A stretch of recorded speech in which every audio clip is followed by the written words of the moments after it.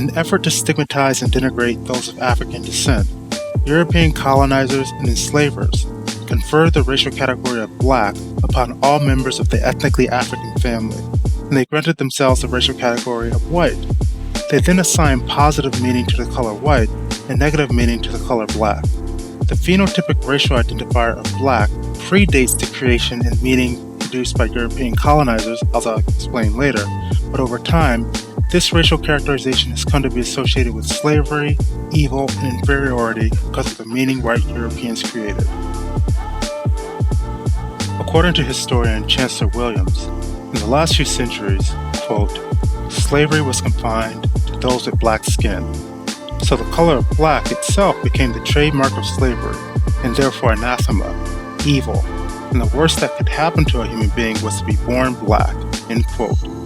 In light of this, I set out to redefine what it means to be black. Few people know that during the earliest times of recorded history, there was once a land called Kemet, and Kemet means the Black Country or the country of the blacks. Moreover, the Kemetyu means the black people. Today, this African region is now called Egypt, but in antiquity, it was called Kemet. See my video titled, What Does Kemet Mean? To learn more. Today, a subset of black people are reluctant to identify with Kemet, otherwise known as Egypt, because many blacks have come to associate themselves with the Israelites who were liberated from Egypt in the biblical Exodus story. However, according to the archaeological and historical record, this narrative is mythological and not historical. In other words, biblical archaeologists haven't found any strong evidence for such an occurrence. According to Gary Greenberg, the president of the Biblical Archaeology Society of New York, much of the biblical stories are mythological and not historical. He wrote a book titled 101 Myths of the Bible, How Ancient Scribes Invented Biblical History, and he provides ample evidence for this claim in that text. Similarly, an Egyptologist named Mustafa Budala does the same in his text titled The Ancient Egyptian Roots of Christianity. Budala details how many of the Judeo-Christian narratives of the Bible are rescripts of an ancient Kemetic, otherwise known as Egyptian, history and mythology. As a point of clarification, mythology doesn't necessarily mean untrue, but mythology is imbued with psychological and theological truths that are distinct from historical or literal truths.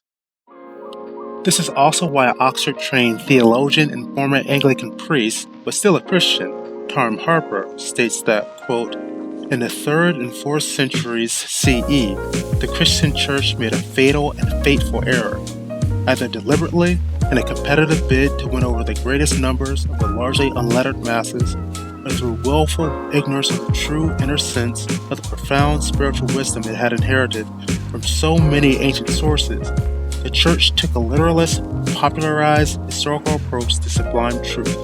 What was preserved in the Amber allegory, it misrepresented as plotting fact, end quote. He is attesting to the fact that much of the Judeo-Christian story is not literal history, but it's a rescript of ancient Kemetic mythology and history.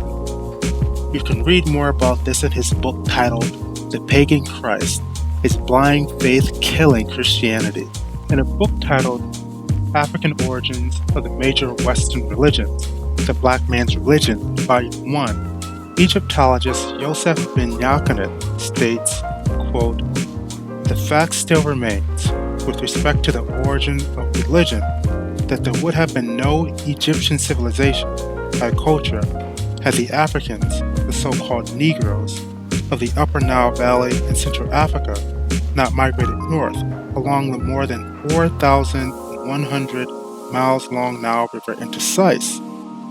Equally, there could be no Judaism, Christianity, or Islam, the daughter, granddaughter, and great-granddaughter of the African god Ra and the Mysteries, all three being outgrowths of the Egyptian religion as shown in the coffin and pyramid texts in the Book of the Dead and Osiris, end quote. To put it simply, ancient Kemet, otherwise known as Egypt's spiritual system is the root of the Abrahamic religions. So black people need not change their faith tradition, but it is important that they Africanize it. Saint Augustine, an African who later became an early father The Christian Church even said, quote, "The very thing which is now called the Christian religion existed amongst the ancients also. Not was it wanting from the inception of the human race until the coming of Christ in the flesh, by which the point the true religion, which was already in existence, began to be called Christian," end quote. Furthermore, he states, quote, "I should not believe in the truth of the Gospels unless the authority of the Catholic Church forced me to do so," end quote. In other words, St. Augustine admits that he was forced to believe in the literal Christian story as if it was factual history, although he knew the ancient Kemites, later called the Egyptians, had a similar spiritual tradition that predates the historicized and Western Christian tradition by thousands of years. It was the Kemetic spiritual tradition that the Christian religion was actually modeled after. Many black people have been taught that the ancient Kemites were polytheistic, but they were not. According to Egyptologist Mustafa Gadala, quote, "The ancient Egyptian or Kemetic word neter and its feminine form netert have been wrongly, and possibly intentionally, translated to God and Goddess by almost all academicians. Neteru, the plural of neter and netert, are the divine principles and functions of the one supreme God," end quote. In other words, they personify different aspects of the Creator into separate entities, similar to how Christians believe in a triune God, i.e. 3 in 1, but are monotheistic. One of the most common names for the Creator was Amen-Ra, which means the hidden Creator, or Amen, that makes itself visible through the observable light of creation, Ra. It means that although we can't see God, we infer God's existence because of how intelligently designed the universe is. In virtually all other aspects of existence, intelligently designed creations that have a beginning require an intelligent designer or a force of nature, as the ancient Kemites would assert. So it stands to reason that there must be a creator that made all it is that we see today, including human beings. The ancient Kemites, or Egyptians, along with their other African predecessors, including but not limited to Tasseti, also known as Nubia, are the best well-documented progenitors of civilization. They are among the earliest attested creators of high art, science, writing, philosophy, architecture, and spirituality. In other words, Africa is the cradle of civilization, and Kemet was Africa's crown jewel. Africans from all over the continent contributed to Kemet's creation, and it's one of the best examples of what black culture meant before any Arab or European influences. The civilization of ancient Kemet was produced by the consolidation of the best minds that classical Africa ever produced. To reiterate, the predominant original inhabitants of Kemet, otherwise known as Egypt today, were black Africans. That's why upon seeing Hieramakhet, otherwise known as the Sphinx, French scholar Count Constantin de Bonnet described it as, quote, "typically Negro in all its features," end quote. Bonnet goes on to say, quote, "I remembered the remarkable passage where Herodotus says, 'As for me, I judged the Colchians to be a colony of the Egyptians, because like them, they are black with woolly hair.' In other words, the ancient Egyptians were true Negroes of the same type as all native-born Africans. That being so, we can see how their blood, mixed for several centuries with that of the Romans and Greeks, and must have lost the intensity of its original color, while retaining, nonetheless, the imprint of its original mold." The last statement about mixing relates to how the native population of Kemet, otherwise known as Egypt, has changed over time due to the native black population integrating with foreign peoples and invaders much later in history.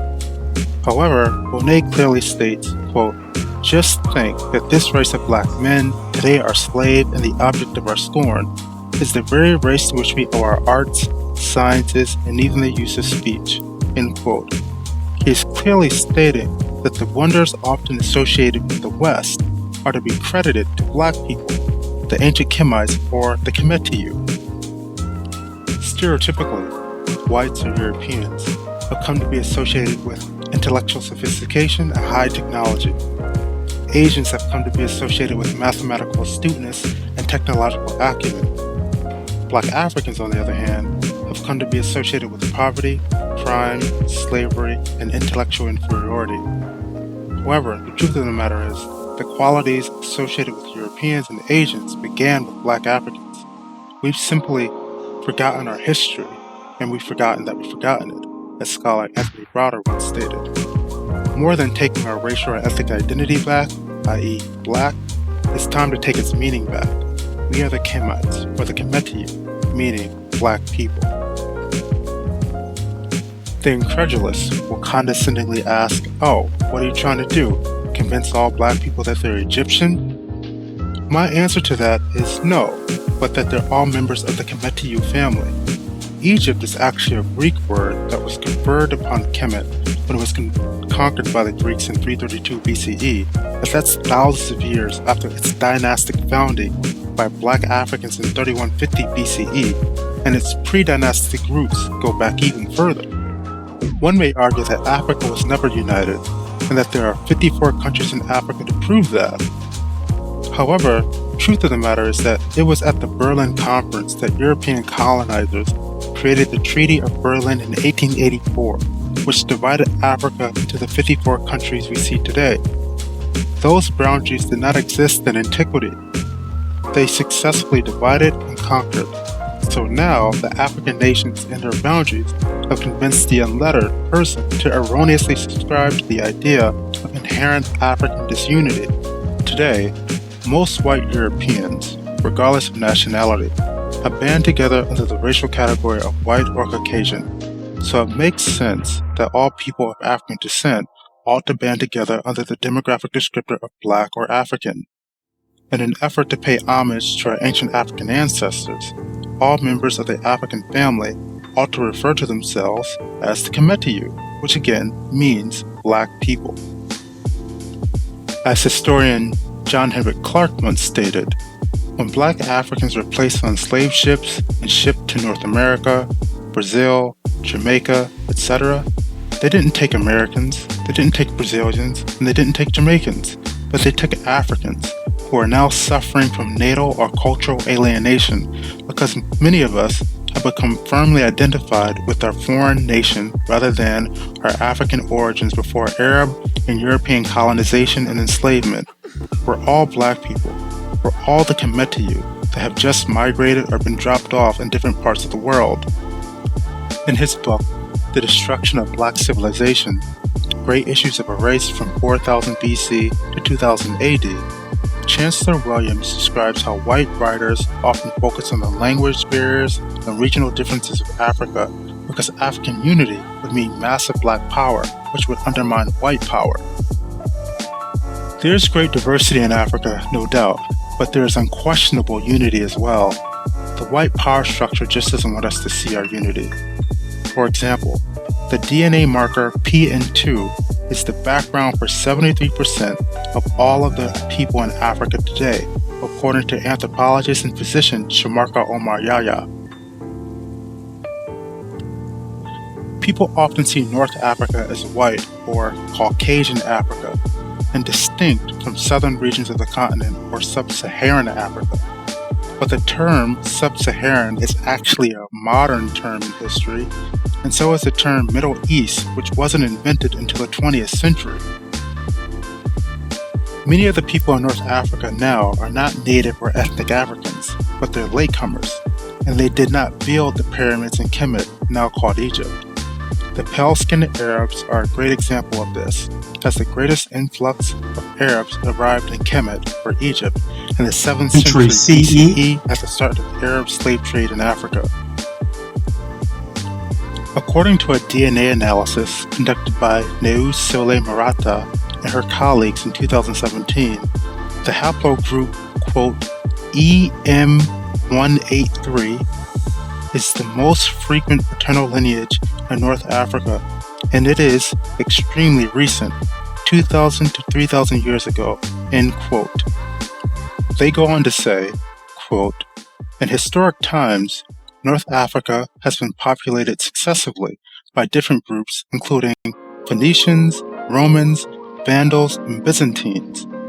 The most important human settlement in North Africa was conducted by the Arabs at the end of the 7th century. Recent studies have demonstrated the complexity of human migrations in the area, resulting from an amalgam of ancestral components in North African groups." End quote. Lastly, they state, quote, "Moreover, such a recent appearance of EM183 in Northwest Africa would fit with the patterns observed in the rest of the genome, where an extensive male-biased Near Eastern admixture event is registered 1,300 years ago, coincidental with the Arab expansion." End quote. To put it simply, the pale-skinned Eurasians or Arabs in Africa are latecomers. I recently learned that I, an African American, actually share an ancient paternal lineage, haplogroup EV38 or E1B1A, with Ramses III based on DNA testing through the DNA assessment agency 23andMe. According to a recent study on the DNA of ancient Kemetic mummies, quote, "The results that are likely reliable are from studies that analyze short tandem repeats, STRs, from Amarna royal mummies 1300 BC and of Ramses III 1200 BC. Ramses III had the Y chromosome haplogroup E1B1A in Old African lineage." End quote. So, all the other DNA findings are related to once very small foreign groups that migrated or invaded Kemet but did not construct it or its culture. The aforementioned study goes on to say that, quote, "Egypt long before the pyramids was culturally and linguistically African, as evidenced by numerous studies based on standard research which accept Egypt's place in the Nile corridor as having local origins." End quote. They state, quote, "The symbolism nor the pyramids were brought from Asia or the Near East." End quote. And lastly, they assert that, quote, "The ancient Egyptians in origin were not settler colonists akin to the European colonists in Africa." End quote. So yes, the ancient Kemites, or Kemetyu, were black Africans who have since undergone population changes. As scholar Anthony Browder states, quote, "The Egyptians of today are not the same as the ancient Kemites of 5,000 years ago, just as the Americans of today are not the same as the Native Americans of 500 years ago. The Egypt of today is an Islamic nation, which is currently inhabited by peoples from Assyria, Syria, Persia, Europe, and other areas of the world, who have, through a process of miscegenation over a period of thousands of years, evolved into the Egyptian of today." End quote. Due to the phenomenon of white supremacy, people in power do not want black people to know the greatness they came from, so they continue to lie in the media and even in scholarly publications.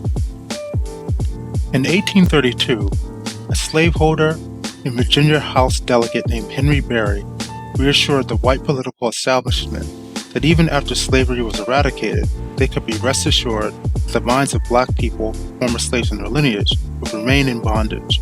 Berry states, quote, "We have, as far as possible, closed every avenue by which the light may enter the slave's mind. If we could extinguish the capacity to see the light, our work will be complete. They would then be on the level of the beasts of the fields, and we then should be safe." End quote.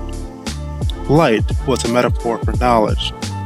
By whitewashing history and keeping us mentally oppressed with the lies that continue to be told to the mainstream education system and the media, this plot is still in effect.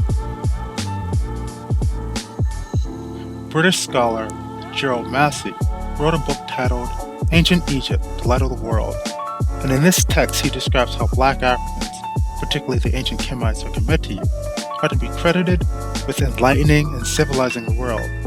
This is another book that very few people are aware of, especially black people. This is why Carter G. Woodson once stated, "Every man has two educators, that which is given to him, and the other that which he gives himself. End quote. In light of such wisdom, Africans, or Black people, must educate ourselves concerning our truly remarkable history, much of which has been erased from the annals of American, European, and world history. As Black people, we must not become co-conspirators in our own plight by maintaining our ignorance. We must liberate our minds, educate ourselves, and reclaim the grandeur of the term Black. This isn't to argue that Blacks are superior to whites or any other race for that matter, but after the collective esteem of Blacks has been abused for years, the response can't be, we're all the same and are part of the same human family, as it denies the distinct treatment towards different people groups for centuries. In other words, if a house is burning, it's not enough to extinguish the fire with water, leave the house dilapidated, and then say that house is the same as the ones that were never burned down.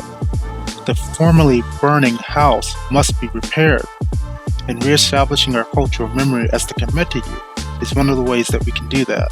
As polymath Sheikh Anta once said, quote, "Ancient Egypt was a Negro civilization.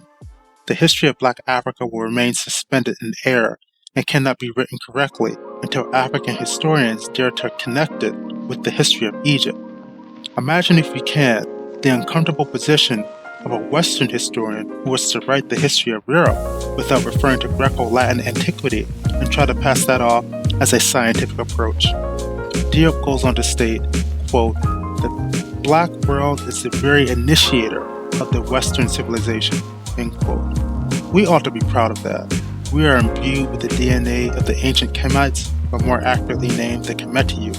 We are Black people, and it's time to reclaim our Black African heritage.